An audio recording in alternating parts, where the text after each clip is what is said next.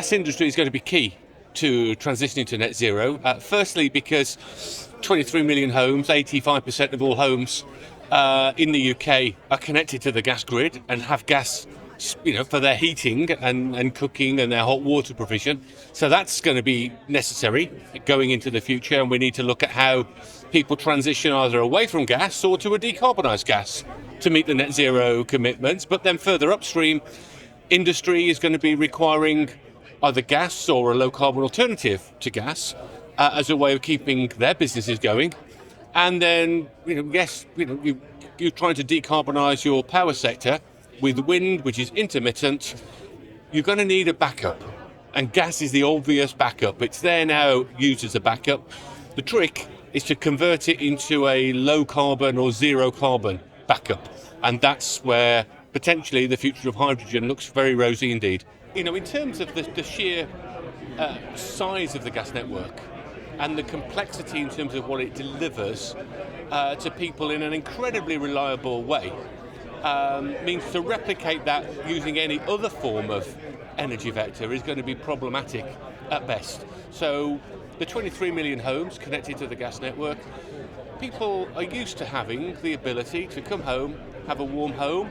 Yes, there are challenges about affordability, but by and large, they've been able to pay their gas bills because gas has been relatively cheap compared to other energy vectors. And if you are trying to reinvent your energy system to be compatible with net zero, that's the scale of the challenge that you have got to deal with at just the sheer macro level, just those millions of homes. And at individual level, when you take it to the individual consumer, they are used to having a gas central heating system, and when their gas boiler breaks, they'll pay £2,500 to replace that gas boiler, and it lasts another 15 years. They get hot water, in some cases instantaneously, no hot water tank, and all the alternatives come with a higher price tag and less convenience. And that's going to be something that's got to be managed if we are going to look at alternative. But the simple route is, just change the gas. Keep the network, keep the appliance, just change the gas. And there is potentially your long-term solution. If there's going to be any long-term future for 100% conversion of gas networks to hydrogen, we have got to build up that supply chain over a period of time.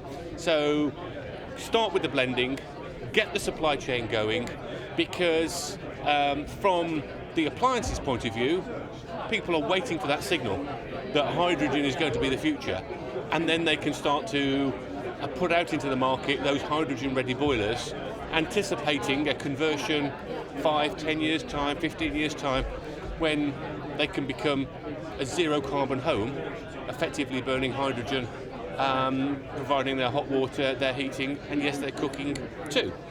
So that development of the hydrogen supply chain, I think, is important. It also solves, I think, the big two questions that remain, and that is, where is the hydrogen going to come from, and what is the price of that hydrogen going to be? Now, all the forecasts and the academic reports tell us that it can be done, and it can be done affordably, but we need to see the proof. Consumers need to see the proof, government needs to see the proof, and so that will be, from my point of view, the major policy drive going forward for the next 5, 10, 15 years.